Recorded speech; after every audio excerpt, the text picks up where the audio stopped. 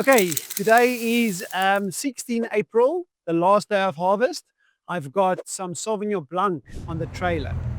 Very strange thing for this time of the year to have. Elgin is a cold area. We have lots of rain issues there.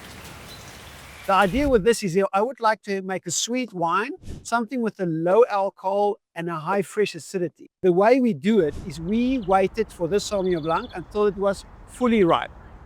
High acidity, 22 budding sugar, fresh flavors, and then we pinched the stems, not to an extent that the bunch would fall off. You just break it and the bunch still hangs on the vine.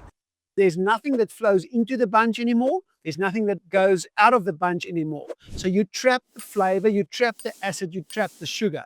The berries dry out, it becomes raisins, and the sugar goes up. And then we have botrytis grapes, something that grows in the grapes that produce certain flavors in the grape as well. And as we squeeze the grapes, the sweet juice from the green berries runs through those botrytis grapes, through the raisins, and it extracts flavor from those grapes. The sugar of that will be around 40 barley. We basically double up on sugar since we started with the pinching of the grape. It goes to a French oak barrel for spontaneous fermentation.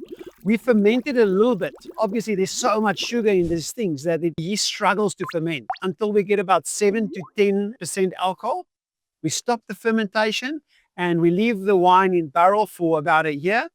The first vintage, we've ended up at 170 grams a liter. That's a 2024 vintage at an alcohol of around 10%. So sweet, but not too sweet, low alcohol, great acidity.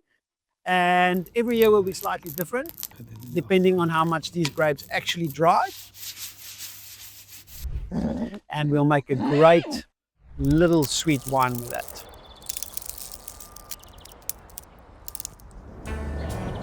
And I assume that you now want to know why there's a pig hanging from its hind leg on the front label and why the wine is called Frostbite at Westpeak. Now that justifies an evening, so I invite you to come have a glass of wine and I'll tell you the story in person.